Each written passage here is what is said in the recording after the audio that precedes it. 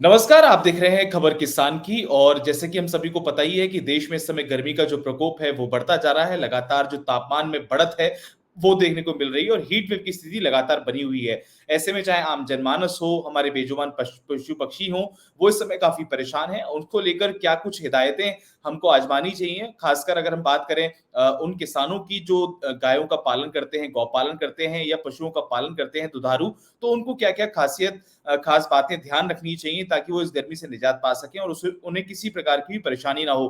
तो इस पूरी चर्चा में आज हम बात करेंगे एनिमल केयर पर कि उनको किस तरीके से उनका खास ख्याल रखा जाए। जैसे कि हम अपने को हीट वेव से बचाने के लिए अपना खास ख्याल रखते हैं और समय-समय पर चाहे आप बात कर लीजिए कि हम अपने खान-पान का ध्यान रखते हैं, सही तरीके से कपड़े पहनते हैं। तो इसी को लेकर हम बात करेंगे। आज हमारे साथ इस खास चर्चा में जुड़ रही हैं डॉक्टर तरुणा खेमानी जी, जो वेटनरी सर्जन है, हरियाणा की। काफ़ी आपको अनुभव है। बहुत-बहुत स्वागत है आपका तरुणा खेमानी जी। सबसे पहले चर्चा की शुरुआत करते हैं और आपसे जानना चाहेंगे कि लगातार जैसे कि तापमान में बढ़त देखने को मिल रही है। पारा कहीं-कहीं तो 50 तक टच कर गया है। अगर हम बात करें राजस्थान के तमाम इलाकों की, तो और उत्तर प्रदेश, हरियाणा, चंडीगढ़, दिल्ली, पंजाब तमाम इलाकों का यही हाल है। तो ऐसे में पशुओं के सामने बड़ी समस्या रहती है। आम जनमानस तो परेशान है ही, लेकिन जो हमारे बेजुबान पशु हैं, उनको लेकर हमें क्या-क्या प्रिकॉशंस रखनी चाहिए? अगर आप हमारे जो पशुपालक हैं, उनको कोई संदेश देना चाहें अपने अनुभव के अनुसार, तो उनके बारे में बताइए। देखिए अंकित, सबसे पहले तो मैं ये कहूँगी कि ये हमारे जो पशु रखने वाले पशुपालक हैं, उसकी ख़ास तौर से ज़िम्मेदारी बन जाती है कि वो पशुओं का गर्मियाँ आने से पहले ही पूरा इंतज़ाम कर दें।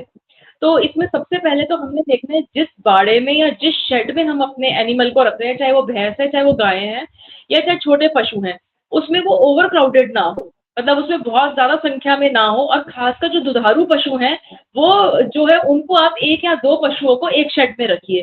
क्योंकि ज़्यादा पशु साथ रहने से फिर आप उसको बंद कमरे में रखेंगे, तो उससे बहुत ज़्यादा गर्मी पैदा होती है और उनका जो मिल्क प्रोडक्शन है, जो दूध देने की क्षमता है, वो नीचे जाती है। भैंसें जो होती हैं हमारी, उनका पहली रंग काला है और उनके अंदर जो स्वेट ग्लैंड्स होते हैं, जिनको हम पसीने के कोशियाँ कहते हैं, वो कम होती हैं, तो उनका पसीना नहीं निकल पाता और उससे इवेपोरेशन नहीं होता है। तो उनको बहुत ज़्यादा पानी की ज़रूरत है। अगर तो आपके गाँव में या जहाँ पे आपने पशु बाँध रखे हैं, आस-पास कोई जोड़ है या कई आजकल बहुत अच्छे पशुपालक भी हो गए, संपन्न पशुपालक, वो अपना ही एक तालाब सा बना लेते हैं घर के पास ही, जिसमें वो पशुओं को दिन के समय में मतलब सुबह के 9-10 बजे के करीब और शाम को 4 से 5-6 बजे के बीच में पशुओं को उस पानी में डाल देते हैं। तो उससे भी क्या है, उनको गर्मी से बहुत राहत मिलती है। अगर पशुपालकों के पास इस प्रकार की सुविधा नहीं है, तो इस बात का ज़रूर ध्यान रखें कि उनको मोटा पाइप लेके उसका डायमीटर चेक करके और दिन में 2-3 बार अपने पशुओं को अच्छे से तर करके पिला दें, बढ़िया तरीके से। एक बार सुबह, एक बार दोपहर को और एक बार शाम को।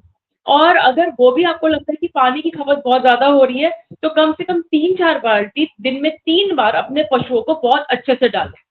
एक चीज़ का आपने और ध्यान रखना है, इस टाइम जो है चारा चेंज होता है। नया चारा आता है मार्केट में किसानों के पास, सूखा चारा जो होता है, उस जी। सूखे चारे को आपने पशु को डायरेक्टली नहीं देना है। सूखे चारे की तासीर क्या होगी, वो अंदर जाएगा और बहुत ज़्यादा पानी अब्ज़ॉर्ब करेगा। गर्मियों में बॉडी को वैसे ही पानी की बहुत ज़्यादा ज़रूरत होती है, तो उससे बॉडी में डिहाइड्रेशन आ जाती है। अगर कोशिश करें पुराना चारा है तो पुराना चारा दीजिए या हरा चारा दीजिए। अगर आपके पास और कोई अल्टरनेटिव नहीं है और आपके पास सूखा चारा ही है, तो उस सूखे चारे को आप 3 से 4 घंटे भिगोने के बाद तब देंगे।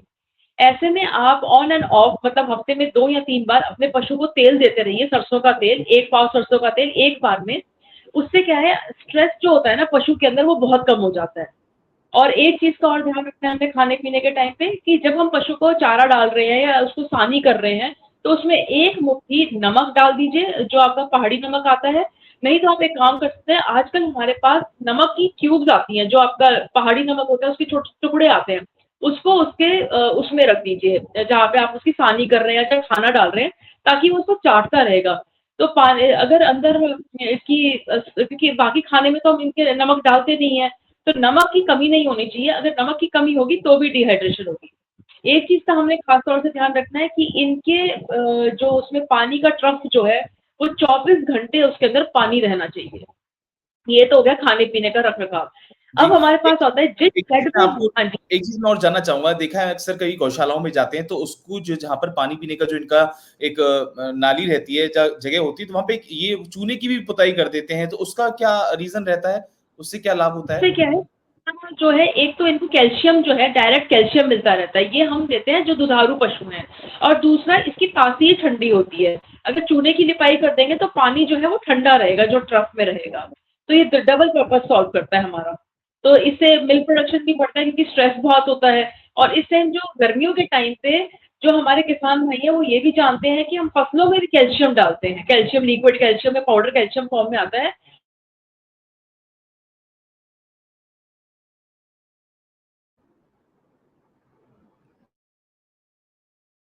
तो प्लांट्स में भी ये ग्रोथ को बढ़ाता है कैल्शियम। तो कैल्शियम इज एसेंशियल दोनों के लिए, पौधों के लिए भी और पशुओं के लिए।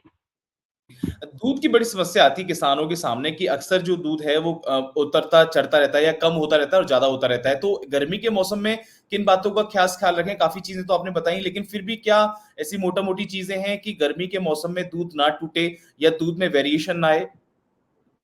मैक्सिमम पानी, सबसे ज़्यादा तो हमने अपने पशु को पानी देना है, तभी मैंने कहा 24 घंटे पानी रहना चाहिए। आप जितना पानी देंगे उतना स्ट्रेस लेवल कम होगा, उतना दूध की प्रोडक्शन ज़्यादा होगी। सेकेंडली आपने मिनरल मिक्सचर को नहीं तोड़ना है गर्मियों के टाइम पे। अब हमारे जो जितने भी खाद्य पदार्थ हैं जो पशुओं में हम डालते हैं, उसके अंदर मिनरल डेफिशिएंसी ऑलरेडी होती है क्योंकि हमारी ज़मीन ही मिनरल्स में डेफिशिएंट हो गई है। क्योंकि हम पराली जला रहे हैं और वो उतना लेग्यूमिनस हमारी जो प्लांट्स होते थे जो हम ऑल्टरनेट करके लगाते थे, तो वो नाइट्रोजन फिक्सिंग प्लांट्स नहीं है। तो जो खनिज तत्व है वो ऑलरेडी मिट्टी में ही कम है, तो उसकी वजह से जो प्लांट्स में खनिज तत्व है वो कम आ रहे हैं। तो हमें बाहरी तौर से खनिज तत्व देने पड़ते हैं अपने पशुओं को। तो इस खनिज तत्व के जो मिक्सचर को जो है वो ये बिना नागा बिना ब्रेक किए आपने इस गर्मी के मौसम में देना है। भारी गर्मी हो और भारी सर्दी हो, आपने मिनरल मिक्सचर नहीं तोड़ना क्योंकि न्यूट्रिशनल डेफिशिएंसी से भी बॉडी में स्ट्रेस आता है और वो डायरेक्टली उसके प्रोडक्शन को अफेक्ट करता है और उसकी रिप्रोडक्टिविटी को अफेक्ट करता है। जो पशु हीट में आ जाना चाहिए वो टाइम पे हीट में नहीं आ पाता।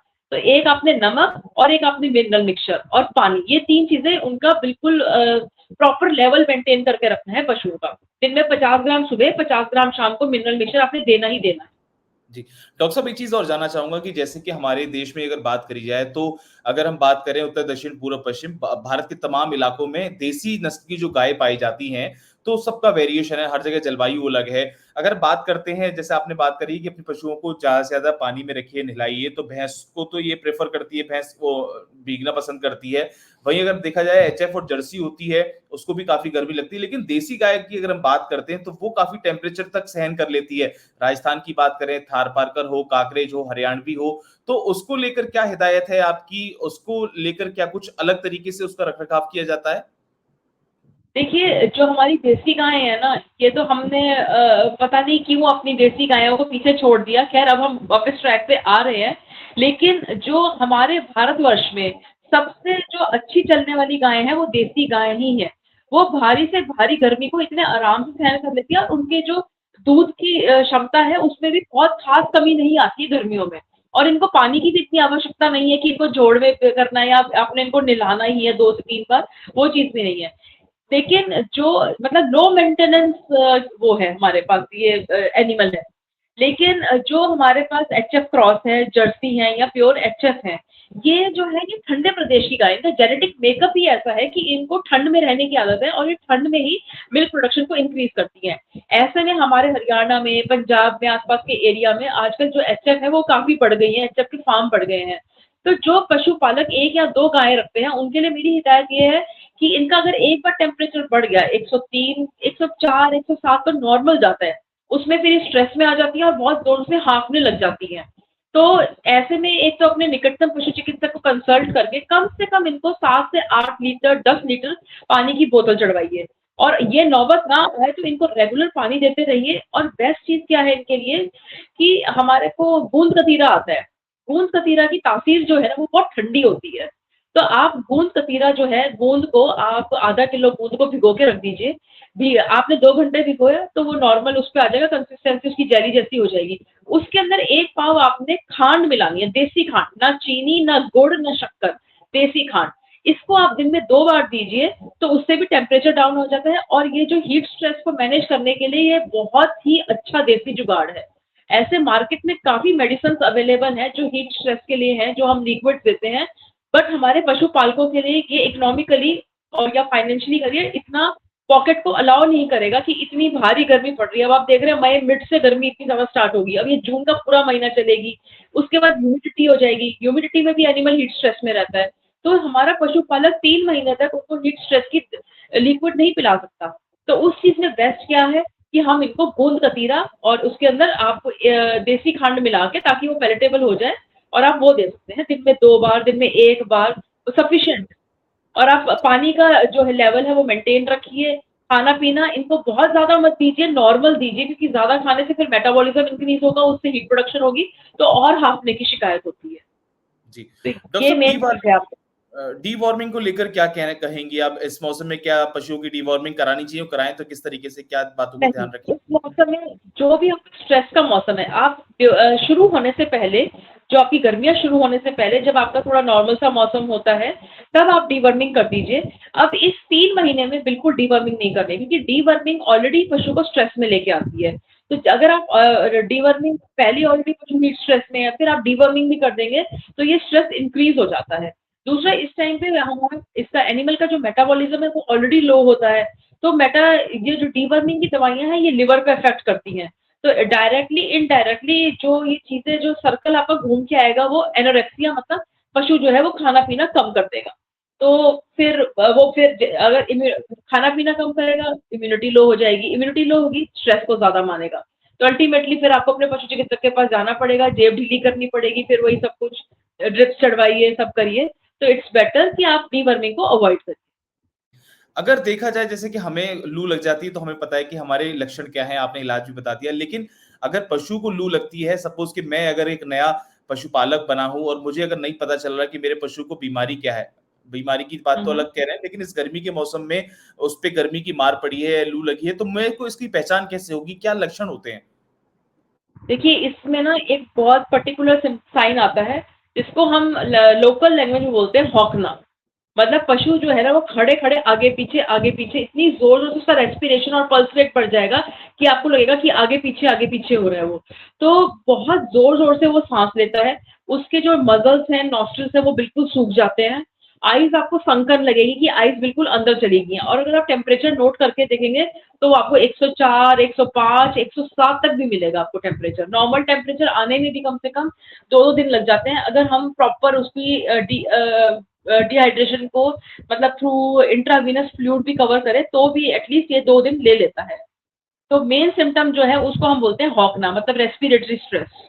रेस्पिरेशन बहुत फास्ट हो जाती है, हार्ट बीट बढ़ जाती है, पल्स बढ़ जाती है और सबसे पर्टिकुलर साइन आपको उसका जो मसल है ना ब्लैक कलर का जो आगे होता है वो बिल्कुल सूखा हुआ मिलेगा। और जाते-जाते इस कार्यक्रम को अगर विराम की ओर ले जाएँ, तो और क्या संदेश देना चाहेंगे उन पशुपालकों को इस गर्मी के मौसम में वो कैसे खुद का और अपने पशुओं का ख्याल रखें? देखिए, बस मैं तो ये कहना चाहूँगी कि आप दिन के टाइम पे जब आपको 9 बजे तक जब तक लू नहीं स्टार्ट होती है, अपने पशुओं को बाहर अच्छे पेड़ों के नीचे बाँधें। इस चीज़ के लिए ये भी ज़रूरी है कि आजकल हमारे देश में हाईवेज़ के चक्कर में पेड़ कटते जा रहे हैं, तो मैक्सिमम प्लांटेशन करें अपने घर के आस-पास, अपने एरिया में उसको जागरूक करें और पशुओं को बाहर सुबह के टाइम और शाम के टाइम बाहर बाँधें।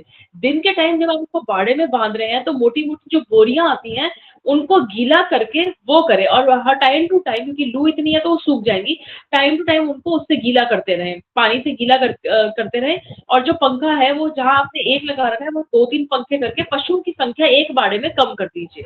थोड़ा इस चीज़ का ध्यान रखिए और पानी को भरपूर मात्रा में रखिए, थोड़ा खाने को डाइट को थोड़ा कम कर दीजिए और सबसे इम्पोर्टेंट सूखा चारा नहीं डालें, डालना भी है 3-4 घंटे भिगो के डालें क्योंकि उससे दस्त भी लग सकते हैं और उससे बंद भी लग सकता है, दोनों काम हो सकते हैं। अगर आपने सूखा चारा डाला, पानी कम है, तो बंद भी लग जाएगा और उसमें भी पशु की बहुत बुरी हालत हो जाती है।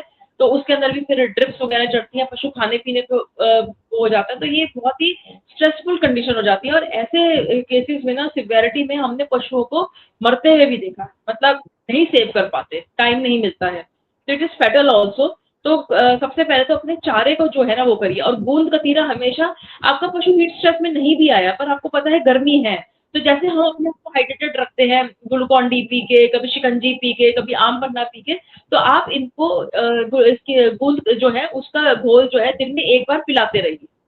मेन आपने इन चीज़ों का ध्यान रखना जी। तो आशा करते हैं हमारे जो किसान भाई हैं, जो पशुपालक हैं, आपकी दी गई जो सलाह है उसका ज़रूर पालन करेंगे, उसको ज़रूर अमल करेंगे ताकि उनके पशु स्वस्थ रह सकें और वो भी अपने पशु के साथ स्वस्थ रह सकें, उनकी आय में लगातार वृद्धि हो। आप हमारे साथ इस चर्चा में जुड़ी, आपका बहुत-बहुत आभार। हम लगातार आपके साथ टच में रहेंगे, जो भी हमारे पशुपालक हैं, अगर उनके कोई प्रश्न होंगे तो हम आपसे जानने का प्रयास करेंगे। आज की इस वीडियो में बस इतना ही। आप हमारे साथ जुड़िए, आपका बहुत-बहुत आभार। Thank you.